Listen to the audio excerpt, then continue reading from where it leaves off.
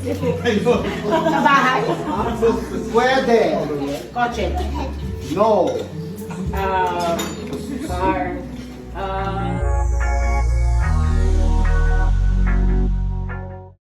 Masaya nga ang naging celebration ni Janice de Belen at Jelly de Belen ngayong Christmas. Nagkaroon nga rin sila ng mga pag-games dito sa kanilang bahay. Makikita nga sa video na itong si Janice de Belen at itong si Jelly de Belen ang mag-partner. Ngunit nang magsimula na nga ang games ay nakakatawa itong si Janice de Belen at itong si Jelly. Niwala nga kasing nagtugma sa lahat ng mga itinanong sa kanila. Kaya naman, ang anak ni Janice de Belen na si Moira ay natitingin na lamang dito sa kanilang dalawa.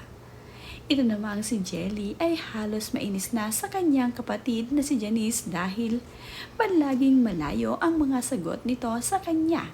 Gusto na nga nitong sumakit ang ulo kaya naman tawang-tawa ang kanyang mga audience na kapamilya sa kanilang dalawa.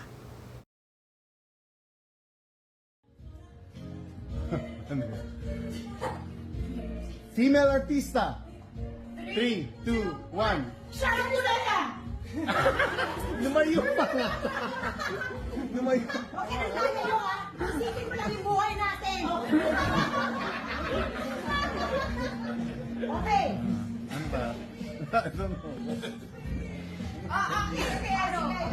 Ayan. Name a male K-drama star.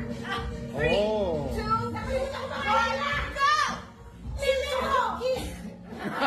Joki yung favorite mo ngayon? Sa Joki yung alam mo at sa school mo eh! Pero si Lita yung sandali!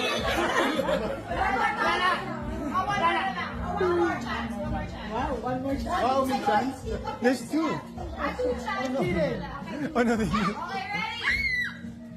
Name a brand of bag. 3, 2, 1, go! Go! Jacobs! Ayun, di ba? Yes, go!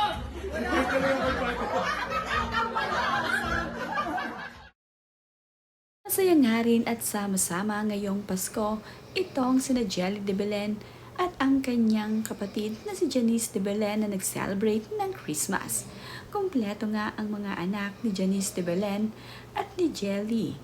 Kaya naman masaya nila itong na-celebrate. Nagpalaro din nga itong si Ariel Rivera dito sa kanila. Nakakatuwa naman na panay ang hula ng mga ito. Ang pinakamasaya nga sa palaro ni Ariel Rivera ay ang mabunot mo ang iyong pangalan. Dahil kapag nabunot mo nga ang iyong pangalan, ay makakakuha ka nga raw ng 5,000.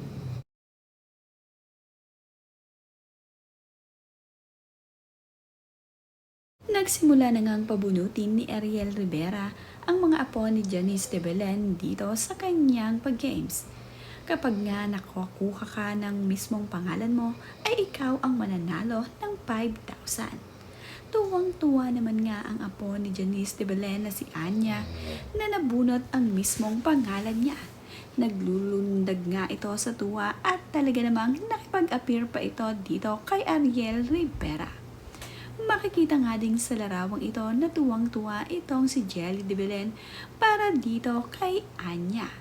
Napakasaya nga ng bata dahil makakakuha nga siya ng papremyong 5,000. Narito nga ang caption ni Jelly de Belen sa kanyang ibinahaging video. Win 5,000 if you get your own name. And Anya did it. Sobrang saya lang niya. Adriana also won. But I didn't capture it on video because I don't think it was still possible for her to win. Thank you for this fun game, Tito at Rivera Ariel Jose.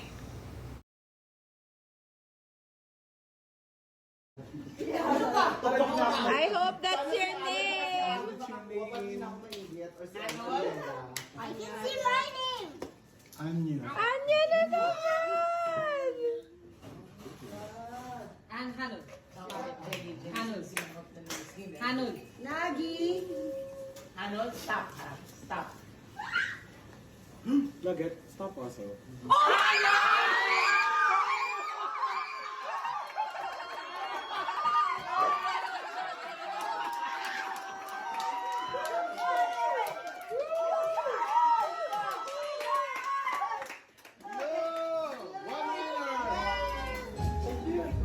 This is too easy.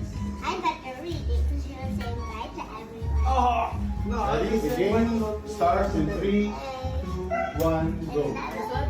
No. Place? Yes. You're in the Philippines? Yes. Near us? Yes. Are we there right now? Yes. Donna's house? No. You can do it, come on. More.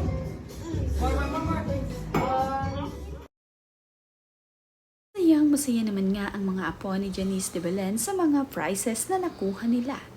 Napaka-sweet din ang moment na ito na ibinahagi ni Janice de Belen sa kanyang social media.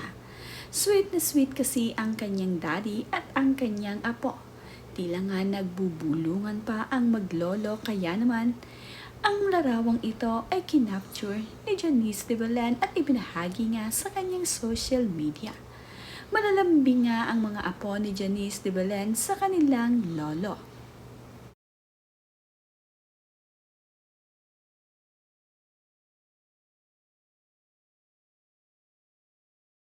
Napaka-cute naman talaga ng dalawang anak ni Luigi na apo ni Janice de Belen. Sila nga ay itong si Anya at si Adriana. Parang ang kambal ang magkapatid dahil magkamukha ang dalawang ito. Cute na cute at talaga namang mga masasayahing bata. Naghanda nga ng mga pagkaing pangbata itong si Janice de Belen para dito sa kanyang mga apo at para na nga din sa kanila. Tuwang-tuwa nga ang mga apo ni Janice de Belen sa mga pa-candies at sa mga pa-groceries na ibinigay ng kanilang lola sa kanila. Ito nga si Janice de Belen ay mahilig din daw sa mga ganitong pagkain, kaya naman hindi ito nagpapawala ng mga ganito sa kanilang bahay, lalong-lalo pa nga at mayroon siyang mga apo na ito ay gustong-gusto. Kapag nga may mga ganitong pagkain sa kanila, ay binibigyan nga niya ang kanyang mga apo. Lalong-lalo na nga ngayon at Pasko ay ibinigay niya ito sa kanyang mga mahal na apo.